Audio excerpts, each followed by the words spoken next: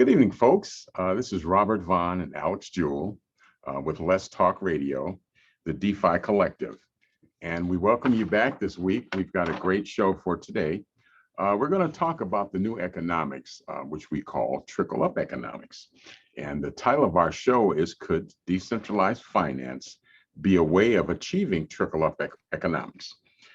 Trickle-up economics is different than trickle-down economics because in trickle-down economics, the money starts at a central location at the top and then it flows down. But what happens a lot of times is that by the time it hits the lower levels, everybody's grabbed all of it. So there's not a whole lot left.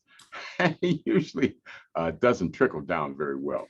But we are going to talk about trickle-up economics, where the money starts at the bottom and it goes up towards the top, towards a centralized location. Distributive economic model owned by the people is what seems to be most effective in having parity and equity in an economic system. But the people who actually use it rather than a centralized entity, the chairman of the board of the corporation who just basically, their thing is how much money can we make? And it's really, that's the only objective, how can we make money for the shareholders? So this is, entails returning the means of production to workers.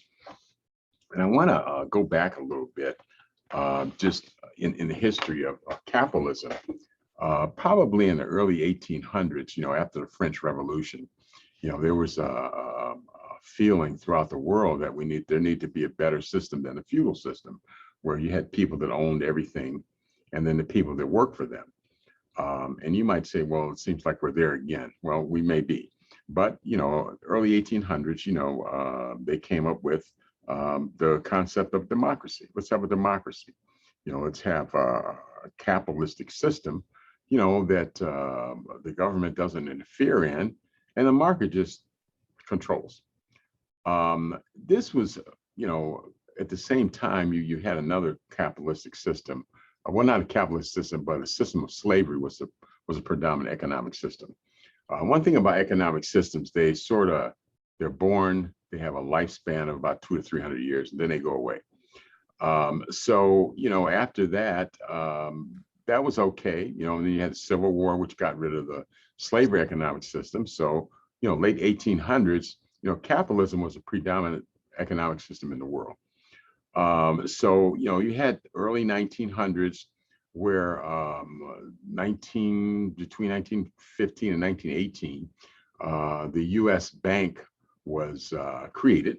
There was a central bank was created because the system hadn't quite worked like it was supposed to. And you had a lot of what they used to call robber barons who had accumulated just about all the wealth. There was one J.P. Morgan when the United States got in financial trouble. He had so much money that he says, I'll loan you the money to build out the American economy. That's how money. He loaned him money. And, move fast forward to the crash of 29 was, because, all the money had gone into a few pockets. And what happens is when all the money goes to the top, there's no money at the bottom for people in the middle and the top to make money. So the system kind of crashes, so, fast forward to, that went from 1929 to about 1939, 1940. And it wasn't, a lot of people say, well, it was the Second World War that brought us out of depression. It wasn't just the Second World War, it was the economic policies, because up until that time, you had a lot of parties that were worker parties, that were worker-centric parties. And they basically told Roosevelt, they said, if you give us these things, we'll vote for you and help you get reelected. And if you don't, we won't. So the things they wanted were Social Security, where somebody could work their whole life and they had some sort of guaranteed income, which they got. Another one was unemployment insurance. And this is a socialist program. So next time you call somebody a socialist, be careful, study and understand what you're saying. And the next one was pensions, which is also a socialist program.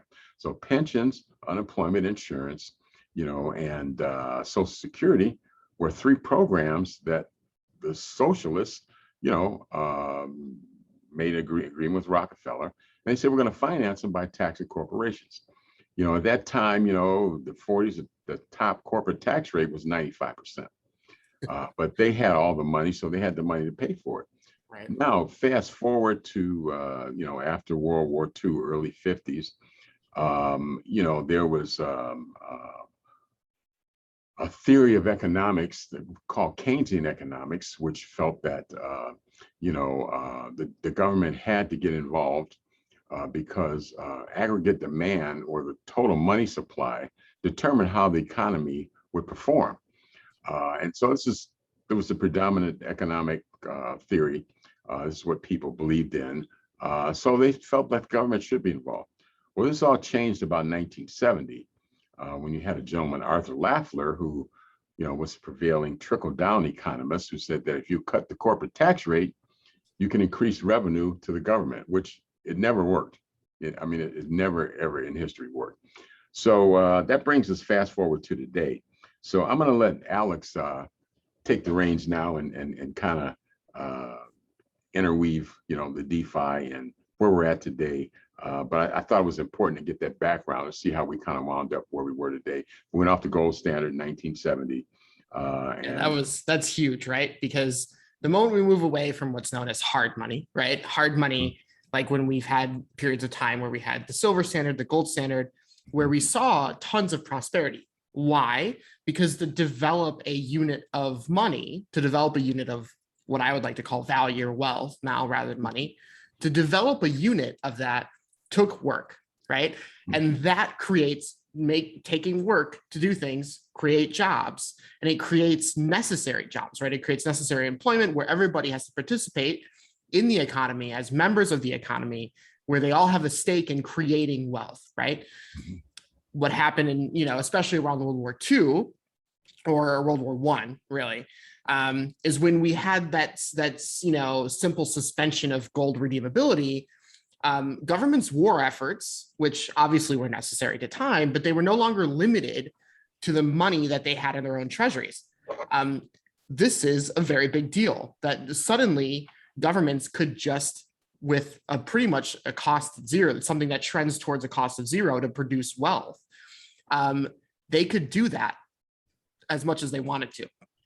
And ever since then, they've been doing that. But what I think is important to remember is that when they do that, when they create wealth from their own money, the money that we all hold, when they just print it off, they're actually taking that from us, right? So it extended the entire wealth of the government, however much they wanted to.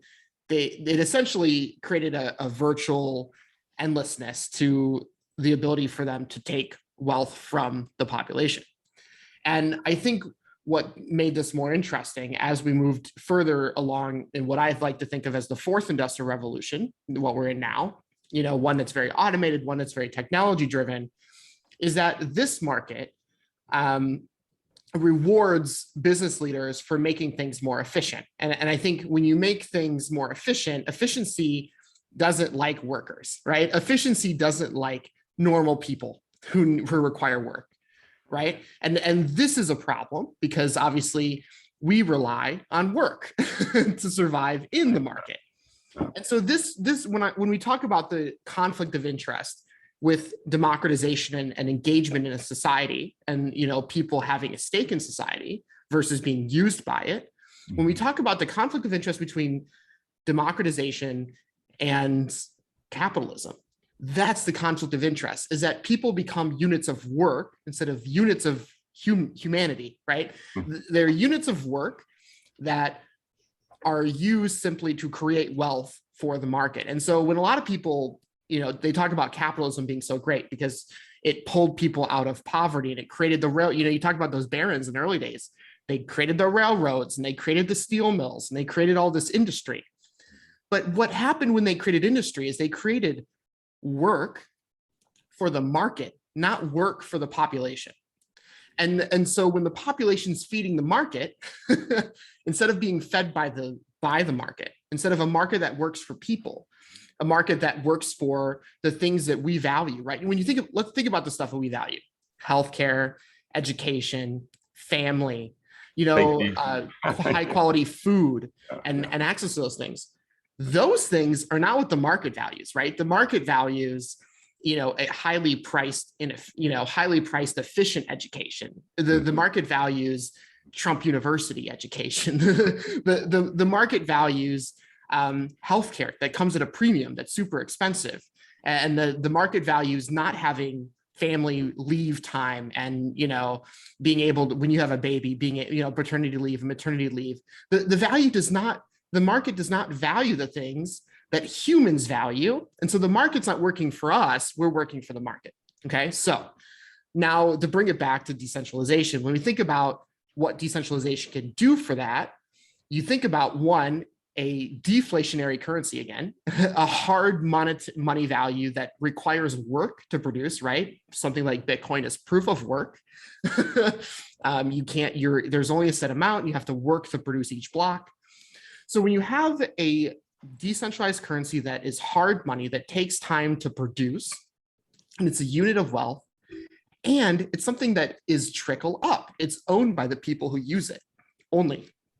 It's not, and you can have the best of both worlds. You can have the, regulation and governance that's necessary by design, but you also have a market that works for the people because it's fully owned by the people. They're not just working for some baron to make railroads and produce industry so that the baron can keep making money.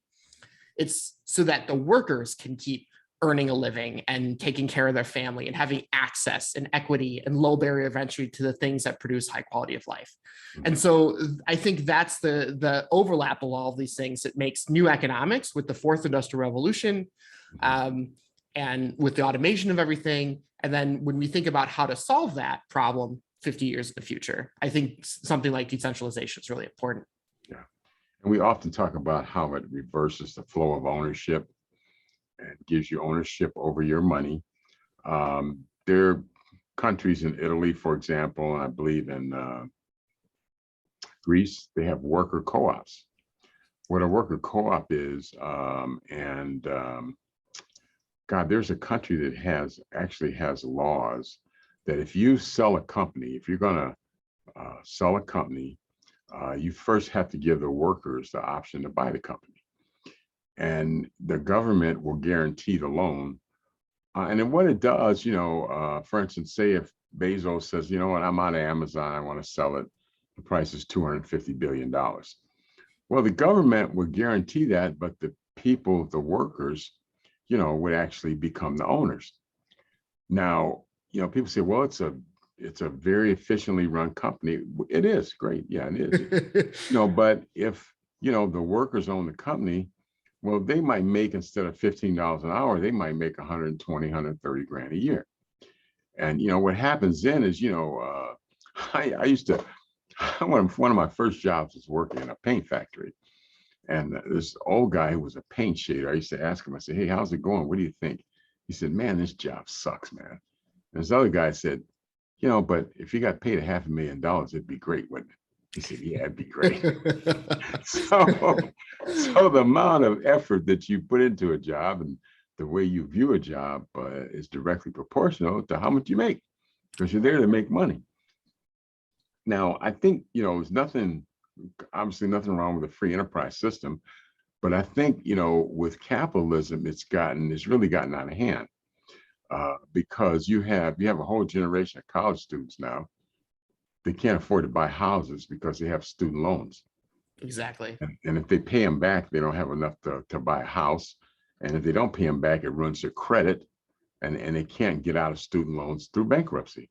There's limited or no market reward for making those things accessible. In fact, it's the opposite. There's market reward for making those things more expensive. Just like there's limited or no market reward for, sustaining families and keeping families together. Upgrading infrastructure. There's no market reward for upgrading infrastructure, except infrastructure that corporations need. There's no benefit to the market for lifelong education, continuing education. There's no benefit to that. There's no, market benefit for preventative care or, most importantly, like we talk about a lot, improving democracy. What's the market benefit to improving democracy and engagement in democracy? Right, Look right. how hard it's been just to get, voting day off Yeah. as a federal holiday. Yeah, and now you have, a lot of the state legislatures are, taking people off the voting polls. They're attempting to circumvent, democracy. Yeah. And if you want to live, in an autocracy or a fascist country, you can just look at the history and you see what happens to those countries. And the end usually isn't very good. And you talk about a country that's sort of to the opposite end of the spectrum, like you take, for instance, Sweden or Denmark. When Denmark had to shut down, well, you basically got paid the same thing you got paid while you were working, guaranteed for a year, or you could take a lump sum and start a business, which a lot of people did, so that, was giving something back to the workers. What do we do here? We said, well, we're going to take the extra $300 a week because that's too much money. If $300 a week determines whether you go to work or you don't, you're probably not making a lot of money. And Right. how you could pay somebody $7, $8, $9, $10 an hour and say that's enough money. I mean, it's ridiculous, Right. And I think we're getting to the point, because all economic systems sort of, they reach a point where they're unsustainable. It's kind of like the Peter principle. If you keep doing good at a job, you get promoted to a job you can't do. And I think that's what happened, with capitalism. It's got promoted to a place that's sort of goes against democracy.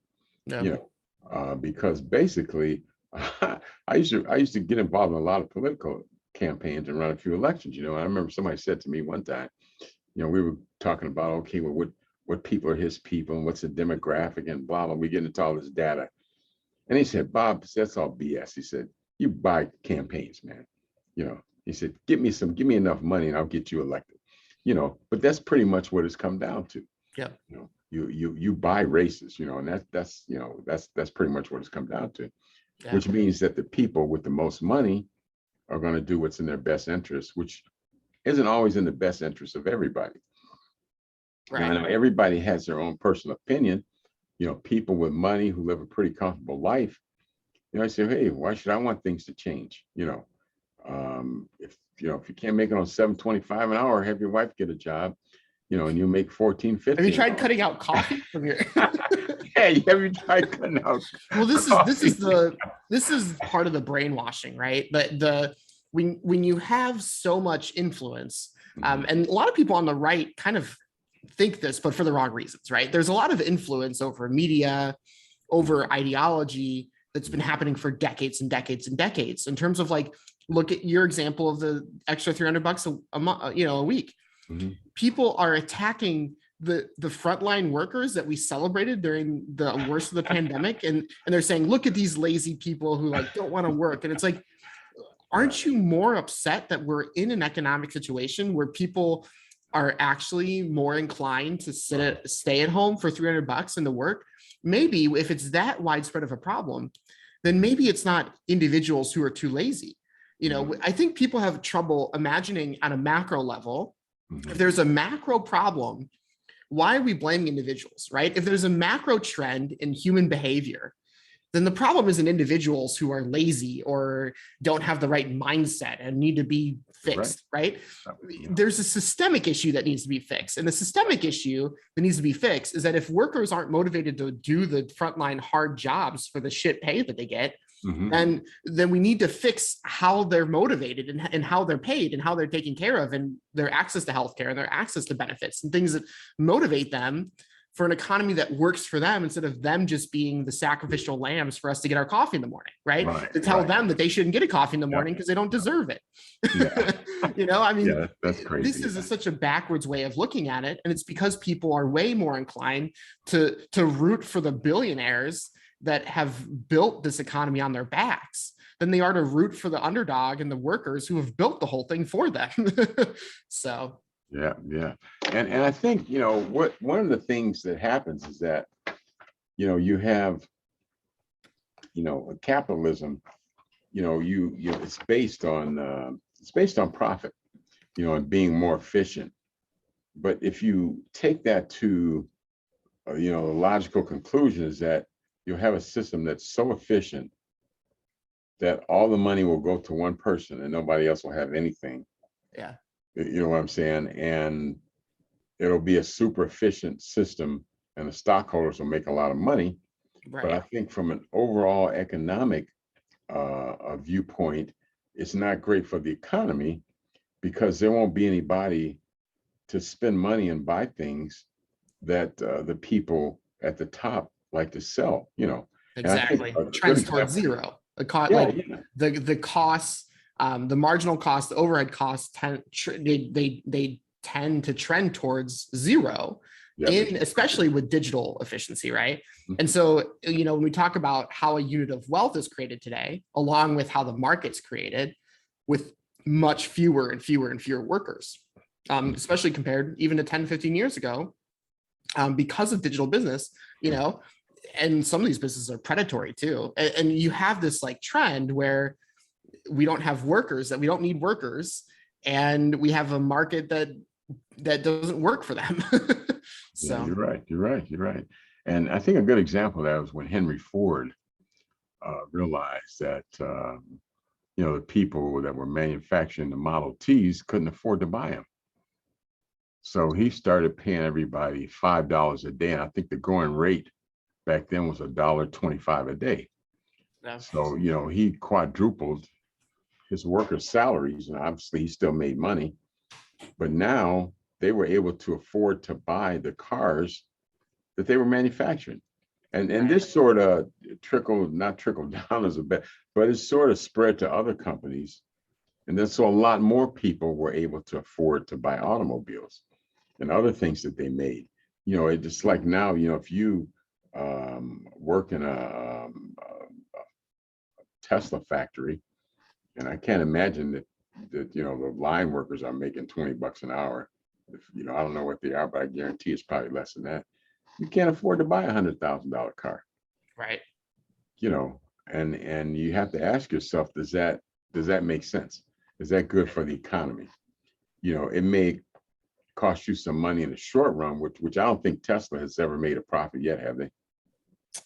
No, I mean, well, a lot of these companies intentionally don't make a profit because they purposely work at in the red. But you look at a company like Netflix, they're $50 billion in debt or something. I mean, their goal isn't to make, because money doesn't even matter at that point. They're just Right. creating, It's the excess money you have over servicing your debt. right. And so technically speaking, you're not a profitable company. No. But I guess people that buy stock just want to know if they can get dividends. And I guess the overall health of the company really doesn't matter until it crashes, then it'll matter a lot, Right. Yeah. What are you left with? Like, what are your assets at the end of the day? Where's your revenue coming from? Like, if this whole economy built on nothingness, right? Just speculation. People attack crypto all the time because it's speculatory. And then you look at you look at a stock like Netflix, and then you look at their filing, and you can't imagine, because you say a company like Netflix that's grown significantly over the pandemic. Okay. Mhm. Maybe last year is like the first time they were even profitable, barely, if they were. But then at the same time, they took out a loan that makes them not, it's a negative situation. Right. You don't even know, there's not even like plans for like how you ever get that, like pay that back. There's not like we're literally just printing dollars in debt Mhm. in this economy. And it's, it's somewhat terrifying, but Mhm. Yeah, and it doesn't trickle down. That was the Lafler curve, which said that if you cut tax rates, it would increase tax revenue because the money would trickle down and people would spend more of it. But the money has never trickled down. And other countries have said that if with worker co-ops, the money has a chance to trickle up, and the person at the top probably won't make, you know, 817 times as much as a person at the bottom, although they will be handsomely compensated, I'm sure, you know. But in terms of the impact on society, you know, I think you have a much more stable society when everybody can afford to eat, can afford to you know, buy clothes and buy cars and keep the economy going. Right. And I What we think define as quality of life. Like if we measure everything based on how well a few rich people are doing, then I think we miss the, you know, what are we doing here, right? Like, are we just trying to make a market that has a bunch of money floated, fake money floating around in it? Are we just trying to make the largest companies possible that are the most efficient? Or are we like trying to improve quality of life for people in places like Flint, Michigan that didn't have clean water for, I mean, you know, like what's the goal here, right? And I think when you look at like Laffer's economics, because his, you know, a lot of libertarians especially like Laffer's economics because it talks about, you know, low taxes, small government. it never worked Even though. today, It never worked. Yeah, right. it never worked. Exactly. It hasn't. That's one small Still detail. today, the high tax states still outperform the no tax states. You know, I mean, we still have these things that he predicted that never happened. You know, his factoids and things, these never worked.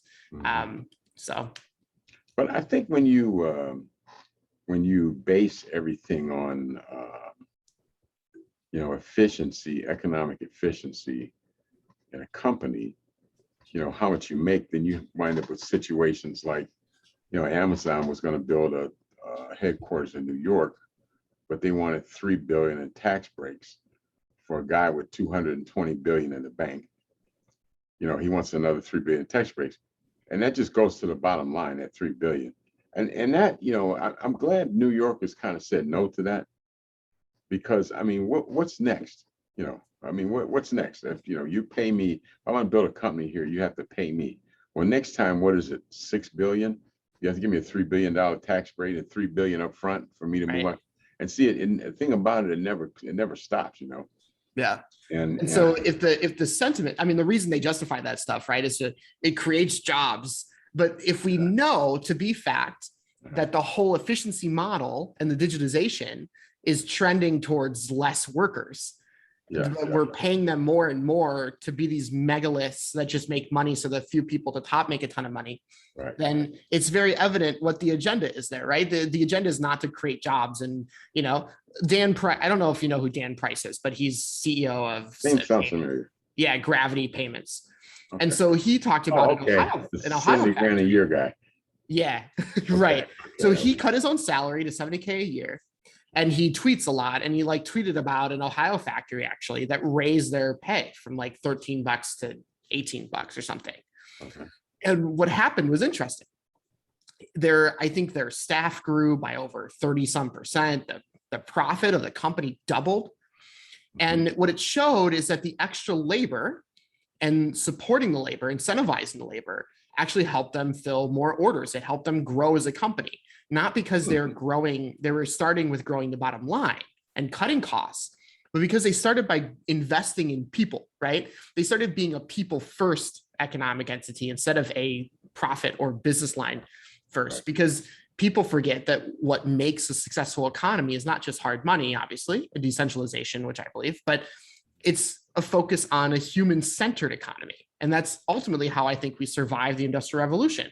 The only way we survive the automation is to start thinking about people first. And so if you double minimum wage at a company and your revenue triples like Dan Price's company, your business starts thriving because everybody's engaged in a part of it. And you have a lot more people on, you have more diversity in the team, you have more engagement in the team.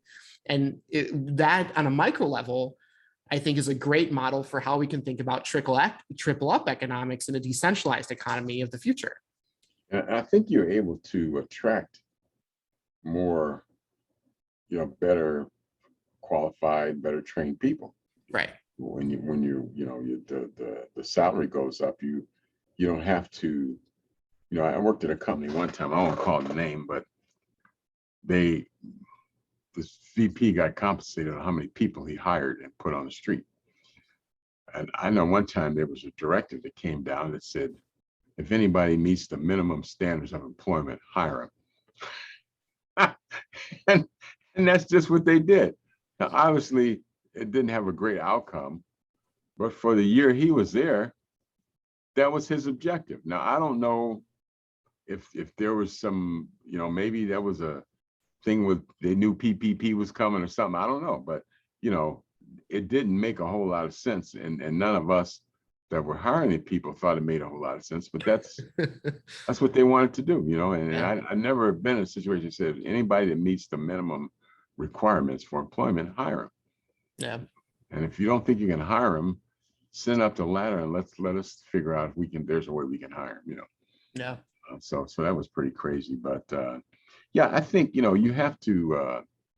Companies thrive in a healthy, stable society, Mhm. and I think when you lose that, when you have like you had Bezos and Branson, just having a little fun. Let's see who can get a rocket high enough up in the air. It's only $1 billion, Right. Yeah. and at the same time, they're not paying their employees very well. And a lot of people are out of work, worried about COVID, and they say, well, these guys are having it's like a joke to them. And then when Bezos came down, he was laughing and he said, I just want to thank all the people working here, Yeah. all the customers that use Amazon, A because you made slap in this the face. possible. He said, you made this possible. He goes, ha, ha, ha, ha, ha. And at first I'm like, did he really just say that? Or Yeah. was he, I'm like saying, there got to be a joke in there somewhere, but he was serious. Right. He said, you It's dummies make it genuinely, possible. really, just Yeah. unironically, just Yeah, it was crazy. right. And and I think that's in a lot of societies, government, the whole concept of democracy is government for the people, by the people. But I think what's happened a lot of times is the government is not for the people, and it's not by the people. It's for the corporation, by the corporation, Right. because the money coming in kind of determines a lot of elections. There's still votes still matter, but I think the scales have been sort of tipped to the side of the corporation. And a lot of policies that we see, like what was it? The year before last was last year before, the $8 trillion tax cut. Yeah. I mean, that was like that really didn't make sense for the overall economy, Right. but it made sense if were people, and they showed, they said, well, if you cut the taxes, this is the Lafleur tax curve, then that money will trickle down, and it'll be more investment, and it'll create more jobs, and eventually you'll get more money. Well, what happened was, that money went to private jets, the money went to yachts. Yep. A lot, it didn't trickle down. It went in somebody's pocket and it got spent, They put it back into their own market, right? They put it back into their own market. Yeah. The working people talk about the market so much, and they don't realize the working class, somebody who works a minimum wage job, they don't give a shit about the market. What does the market do for them, right? Yeah, like, they don't. What does more job, even what does more jobs do for them, so they can work a third job? When you talk about more jobs too, are you talking about more jobs where people have the benefits and the equal, the right pay, and the sort of environment that makes them happy people? Or are you just talking about more jobs that literally pays people the bare minimum to keep them creating units of wealth for the upper class, right? And I think this is the difference, is even when people praise more jobs, if we're praising more jobs in an economy that's built for and only benefits the upper classes, and people aren't in their pay, aren't able to create units of wealth for themselves. When you think about, like we talked about, the things that we value, family and healthcare and education and time off, and when we value those things and we're not creating those units of wealth in our working class jobs, we're not creating jobs that are meaningful. Even we're creating jobs that are just meaningful for the units of wealth being created for the rich people to get their more yachts and their more time off and their more vacations. And that's a problem. and I think, what the problem is that's really unsustainable. Yeah. Because, it usually ends up in either fascist society or usually ends up in civil war. Yeah. Or some sort of breakdown, right? It's Some not sort of breakdown, and for instance, in 2000, excuse me, in 2008, with the too big to fail crisis, George Bush and Obama realized, man, that they better do something, because when the credit markets crumble, since we're not on a gold standard and haven't been since 1970, right? Everything is based on credit. So if the credit markets crumble and all the creditors are insolvent, the system does kind of cease to function. Right. I guess there was nothing else to do but for them to step in. And I remember with the cars, the auto industry was pretty much on the ropes, and Obama had cash for clunkers. You got $6,500 no matter what condition a car was in. So people would go to junkyards and buy a car for $100. They would bring it in. Well, now they can afford a car. Know what I'm saying? With the six, yeah. And that's a socialist program. Anytime, that's a socialist program. But that brought the industry, it saved the car industry in this country. Because I don't know if a lot of people realize it, but there are other entities around the world that love to take America down. Yeah. That love to take them because there's a lot to gain economically. I won't call any names, but I think people know who the countries are. Right. Love to see us fall on our face, Yeah. And they strive to sort of help that along, Yeah. But I think decentralized finance, basically, China has a currency. They have a cryptocurrency that is still a centralized currency, though, and it's controlled by China. Right. Bitcoin is in a unique position because Bitcoin isn't controlled by anybody, and it's available to everybody. So in terms of a storage of value, some place to park your money, that's going to be pretty secure and pretty safe. A lot of banks now are looking to Bitcoin. A lot of countries now are into cryptocurrency. I know Ethiopia had declared Cardano its currency of choice for the country. And I don't know if you've been seeing the price of Cardano lately, but it's like going through the roof. Right. Yeah. So, it's a lot of people feel, Nigeria now over 30% of the people do business with cryptocurrency. Right. And for a lot of reasons, the banking system wasn't the most reliable.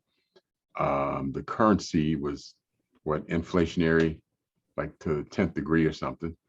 So what happened when people got paid, they'd have to hurry up and spend the money because it wouldn't be worth as much the next day. So everybody started using crypto as a way to stabilize, the money that they had come in. If you had, $100 come in, tomorrow's going to be worth $60, but you don't want to spend it, or you buy $100 worth of Bitcoin, and then tomorrow it's still worth $100 and maybe even a little more, Right. Yeah. So, or even stable coin. You buy $100 in stable coins today, stable coins, $100 tomorrow. And if you stake the $100 in stable coins, you're going to have $100 and $101 tomorrow. This is the critical component of that is like, we can also bring stability with hard money again. We can actually fight, inflation and with deflationary systems that are decentralized. So they're not taken advantage of by centralized systems that will eventually make them inflationary when they get their hands on a money printer. Right. And this is really important. And so one of the reasons why, we have all these discussions is because there is a responsibility that comes with that decentralization. There's inherent responsibility to understand what it is. Because part of the fourth industrial revolution is that there's constantly increasing inequalities emerging between tech savvy individuals and educated people, and who understand and can control those technologies, or at least understand the technologies enough to use them to their benefit. And those less knowledgeable individuals who are maybe more passive users of the technology, right? They're sort of the product instead of the ones manipulating it. And that differentiation is also relatively true moving into decentralization to a lesser extent, but moving into decentralization, part of how we achieve that is through everybody who's a participant in the ecosystem understanding how it works. Right. And I think that's ultimately how we combat a lot of the somewhat dystopian realities of the fourth industrial revolution. Right. And I will add this too. It's no coincidence that the countries that have free education, free college and free university, have the most stable economic systems and are the most profitable. Because I think a well-educated society is a better informed society, and they're able to make, more informed and better decisions. Like when it comes to decentralized finance, understanding decentralized finance. I think what happens when you have, and I think the United States tried this before, and a lot of countries did, where just the aristocracy was educated. Yeah. Yeah. I remember a guy saying one time, he was talking to another gentleman. He said, well, what do you need to learn how to speak 2 languages for? He says, you're not going anywhere. he said people that are going to be traveling the world or doing business need to know how to speak. He said, you just need to speak English, man. You're not going anywhere, And I think,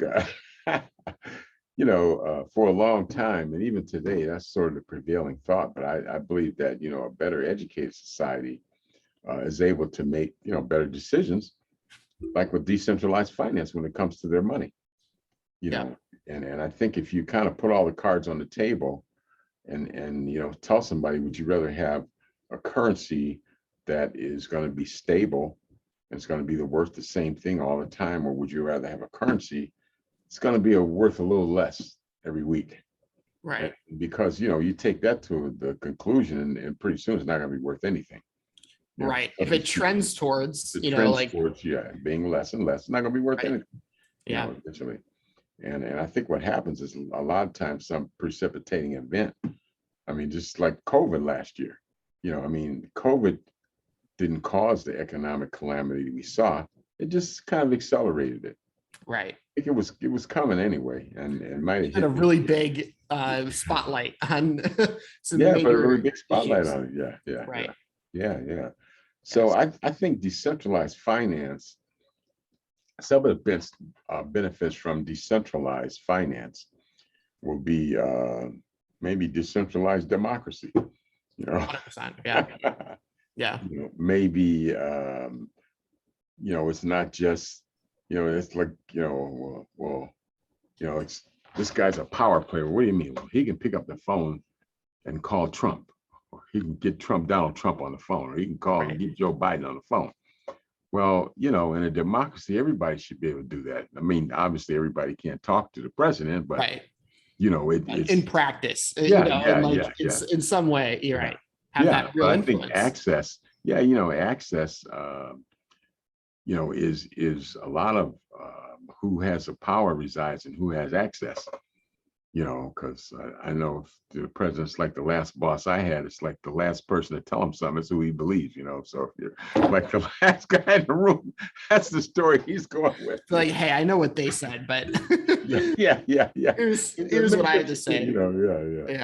Yeah. But I think democracy, and I think people, because when you have a society that's been kind of dumbed down, in which America has, because we don't really fare very well when you compare us to other societies, most Western societies, in terms of how well we do on math tests, how well we do on English tests, how well we are, how well versed we are politically, how well versed we are, with many things.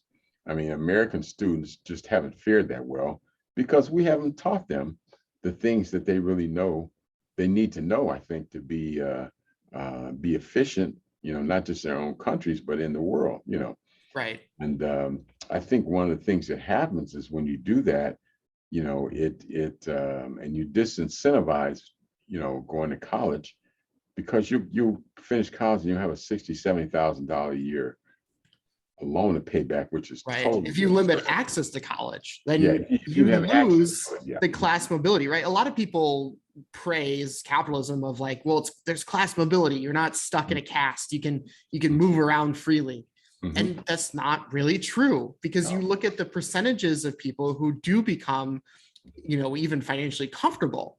And you look at the statistics of how many of them are college educated, not because colleges have done a great job necessarily of keeping up with the latest technologies or anything like that, but because of how colleges create a community of a network and access to the right people and the right companies and the right relationships. And it creates this almost like, necessary evil around succeeding in a society that for some reason values college, but Right. makes it almost impossible for way too many of the working class to ever get to it, or unreasonable for them to. And then what's crazy about it is you go in debt 40, 50, 60 grand. And, they say that's one of the reasons the real estate market can't really get going, because a lot of college graduates, either they have so much debt to service they can't afford a house payment, or either they didn't pay their college loan and now their credit's screwed up. So I think that's one thing that really hindered the mobility of a lot of students in the last 20 years. A student, when I went to school a long time ago, I went to Michigan State, and you can go to Michigan State, room and board and everything was like $1,500 a year. Yeah. Well, I could come home in the summer and I could work and make $800 or $900 working, so I could get a part-time job and I wouldn't have to go into debt. And I think when I left school, my debt was like $1,600. Yeah. But it took me 10 years to pay off, because I just didn't think, Well, now with interest rates where they are, nobody wants to pay. It doesn't even make sense to pay your loans. It does, yeah, it does. I mean, it's crazy, and who can afford, you can't afford, because most students, unless you, very few students, even physicians, I was talking to my doctor, and his son just graduated, and he wanted to kind of give him the money, and his son said, no, I want to do this myself, because I'm not going to go into your specialty, and I don't want you, blah, blah, blah. Long story short, he's got 150 grand in debt. Right. Now, granted, he'll probably be able to pay it off because he's a physician, Right. but he won't pay it off in a year or two. It's probably going to take him a little while to pay it off. Right. And he's in the minority. Yeah. The guy making 40, 50, 60, 70 grand a year, that's 50 or 60 grand in debt. Or And more, you want to get 200K married in debt. and buy a house. You just, it just doesn't work, so. Right. And I think how these things are all interconnected is really important. I mean, one of the most interesting things, Andrew Yang's book, The War on Normal People, he talks about like even how the privatization and the capitalist nature of healthcare, for example, is actually really closely related to the work issue. So like, of our job-based health insurance system, if it does the very thing we want to avoid, where it discourages businesses from hiring even more, then we start seeing really interesting connections between these trickle-down magicness and this privatization of things. Mm-hmm. We see this like interesting connection where they're compounding on each other to make it even harder for class mobility and even harder to have access to the things that the working class needs. That's also a major problem. Yeah, it is. It's I think you have to, the government at some point has to really kind of serve the people rather than the corporation in a lopsided way. Obviously, we want the government to take care of the corporation, create jobs for the people. Right. But I think it's really been, with Citizens United, dark money coming into campaigns. It's been very lopsided for a long time. Yeah. I think a lot of people would have appreciated an $8 trillion tax cut, because it's almost like if you don't have any money, you get a few breaks. But if you make anywhere from 30 to 600 grand a year, you pay more of a tax rate than somebody that's making, 10 million plus. Right. So it's almost like, it's harder for the people in the middle and at the bottom than it is for the people at the top. So, right. I feel that, in terms of having a society, a productive society that's going to be around for a long time. Because what happens in a lot of societies, is you know, people, business owners, and people that have that want to maintain the status quo. They know. I mean, if you talk to people on the right and people on the left, they say the same thing. Talk to somebody on the right, what's the problem? Oh, we're getting screwed by the government. Right. People on the left, what's the problem? The government's screwing us. Yeah. And they're saying the same thing.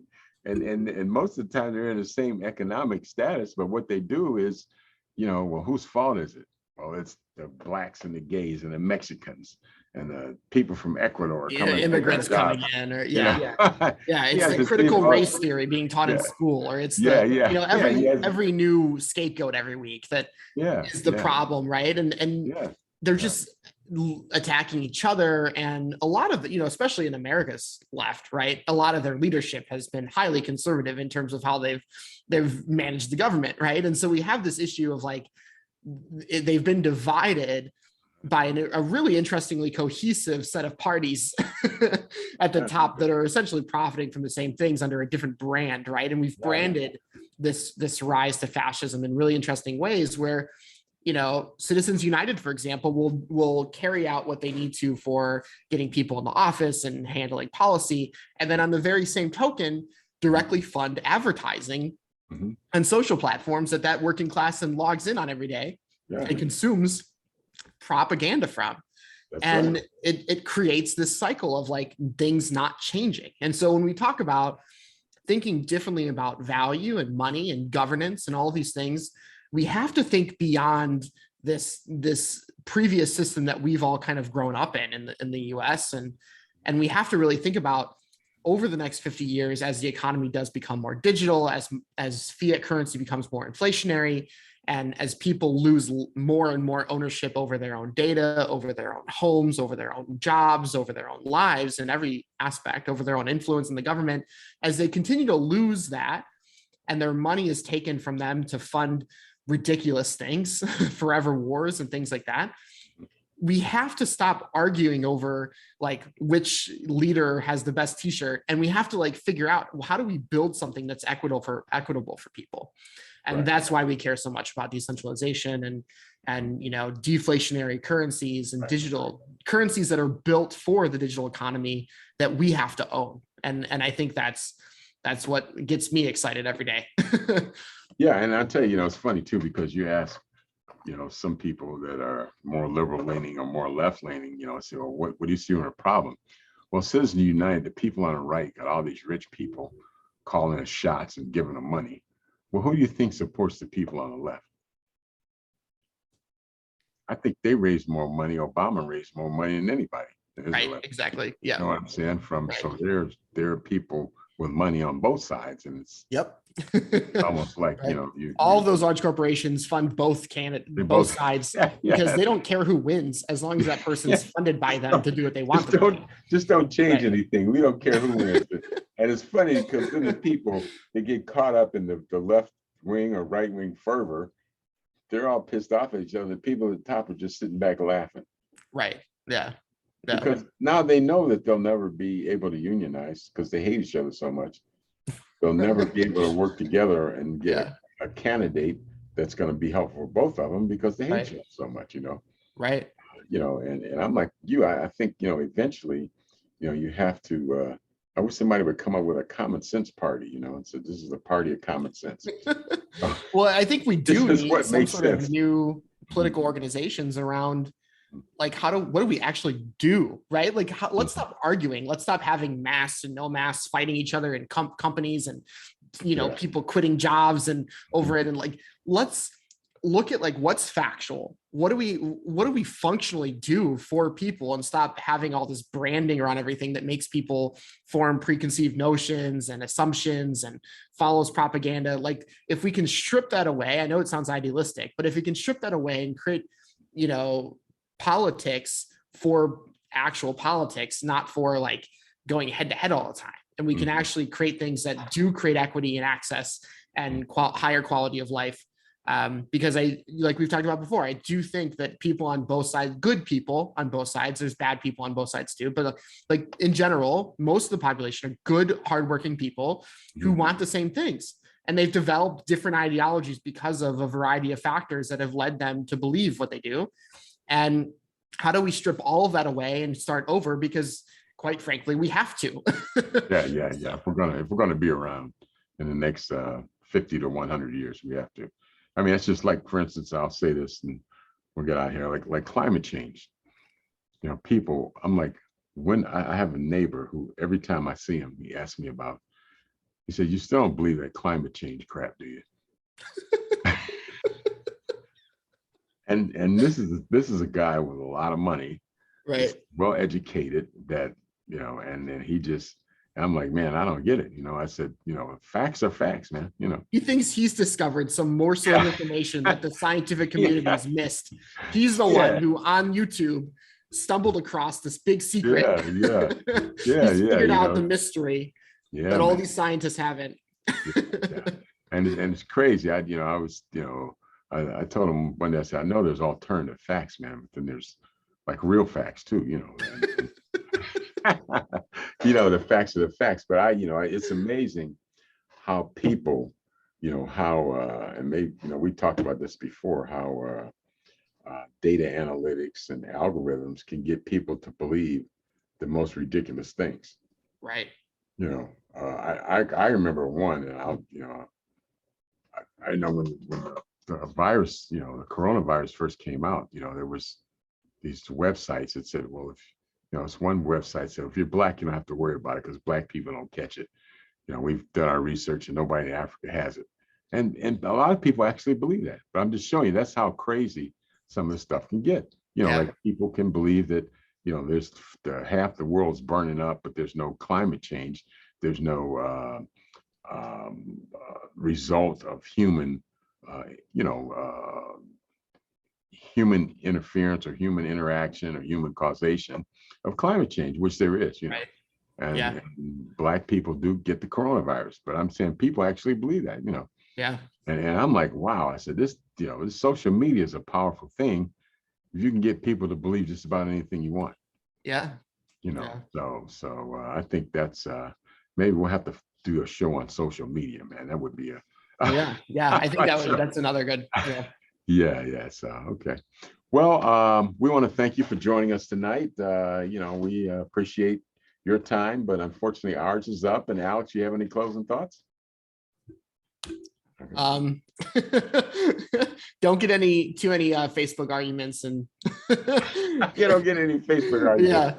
Yeah. Stop. If you see an argument starting on Facebook, just turn it off. And follow the facts, not the money. Right.